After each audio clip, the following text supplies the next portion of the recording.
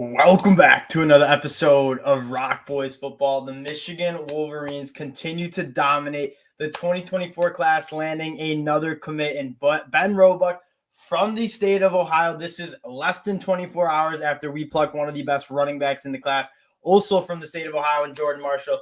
This is an extremely exciting time to be a Michigan Wolverine fan. Going to talk a little bit about how this 2024 class is shaping up and why we're having so much momentum on the recruiting trail. But before we do, again, I just want to say thank you to you guys. If you guys have been following us, you know we're massive Michigan fans. Love talking Michigan football, and the support you guys have shown truly is unreal. It's been a phenomenal past couple of years to be a Michigan fan, and the support you guys have shown means a lot. So if you do enjoy the content, consider subscribing to the channel. I mean, I'm just saying this. I'm doing my part. The Lucky Sox, they have not been washed in a minute since we keep landing the recruits. I mean, the Florida weather plays no games and a little bit crusty. They're not getting washed till we land Jaden Davis. So, Jaden Davis, you're next up. But let's talk a little bit about Ben Roebuck here. 6'7", 320 pounds. This dude is different. And you see, like, only not inside the top 400 yet on 24/7. I would expect him to move up. This was a guy that Penn State offered, Wisconsin offered. He was taking a long look at Ohio State and, quite frankly, did not get an official offer from Ohio State. And so I'm thinking he's coming into Michigan with a little bit of a chip on his shoulder. And you saw when he made his commitment, said, from the state of Ohio, I was an Ohio State fan my whole childhood, but I knew Michigan was the place to be. And I think that 2022 game where in the second half we just started running all over Ohio State, and when you're going down to that state of Ohio and trying to kind of get some of these commits to come up to Michigan, especially those offensive linemen, you show the physicality that Michigan has had the last couple of years. We have phenomenal recruiters in Sharon Moore up on the offensive line. It's seemingly not that hard to get some of these kids to take a look at Michigan and say, hey, I'm an offensive lineman. I want to be a physical dude. I want to get developed and be put into the NFL. Michigan is the place for me to be. A couple things that I think are worth talking about, and then we'll kind of take a look at that 2024 class and how it's shaping up. One, Sharon Moore continues to absolutely dominate. If you ask me who are some of the more important assistant coaches throughout the country, Sharon Moore, as now the offensive coordinator, but also coaching that offensive line group. You look at Michigan's success the last couple of years and why that has been. Jim Harbaugh is obviously doing a phenomenal job, but it's really hard to argue that Sharon Moore isn't not being one of the most impactful assistant coaches that there is in the country, not only on the recruiting trail, but just developing those guys as offensive linemen. That recruiting pitch gets a lot easier. I mean, we're sending Ryan Hayes and Olu to the NFL draft. Stuber last year. Zach Center and Trevor Keegan look to be day 2, maybe even day 1 picks in the 2024 draft after they elected to stay back and play one more season for Michigan. The development on the offensive line has been phenomenal. The recruiting on the offensive line has been really good. And I think Sharon Moore has a lot to do with that. Another thing, the Joe Moore Award Trophy being in Ann Arbor for the last 2 years, you see all these kids, they're coming up, and that trophy is massive. And so they're taking pictures with it. Michigan's slowly kind of turning into be like the staple of like that offensive line.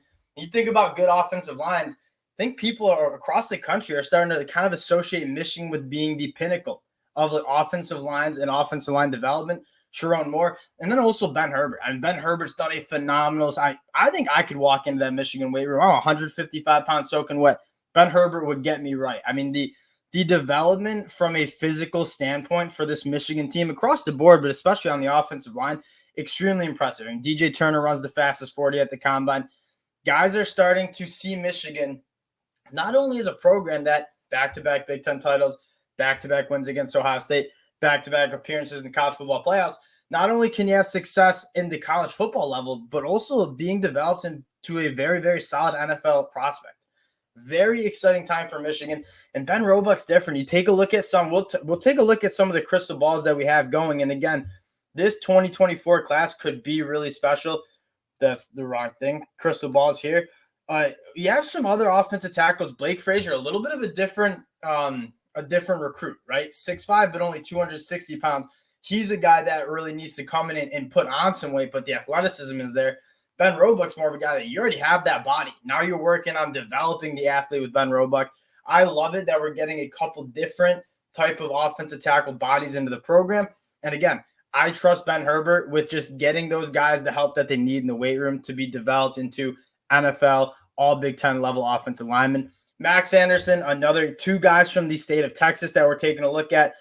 Again, the story of this 2024 class, and it's already a phenomenal class that's coming together, but Jaden Davis, he's crystal balled by multiple people to come to Michigan. Michigan, and the relationship that he's built with Kirk Campbell, our new quarterbacks coach, seemingly is taking off. I think that the more Michigan lands some of this talent around it, so you look at a guy like Channing Goodwin, that's his wide receiver. They play high school football together at Providence Day in North Carolina. If you get his commitment, you get Blake Frazier, Max Anderson's commitment. You already got Jordan Marshall last night. You get Ben Roebuck here this morning.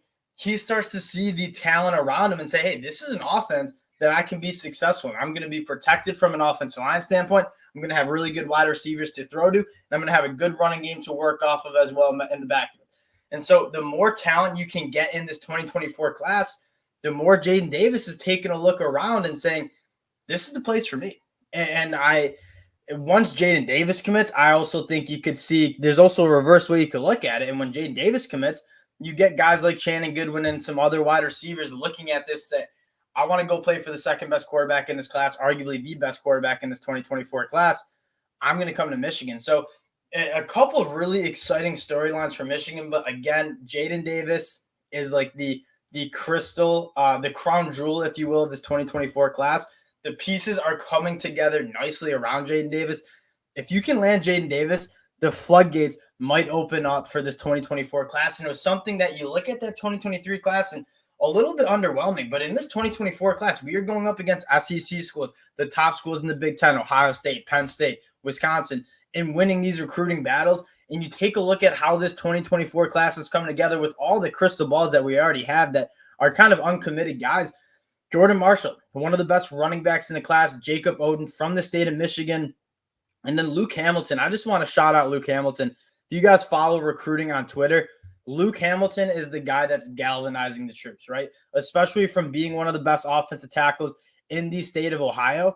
Like, he's getting a lot of these guys on board to see and come to Michigan. He's up there almost every weekend, it seems. This is a nice class that has come together. And again, if you are a Michigan fan, you are feeling extremely excited about the future.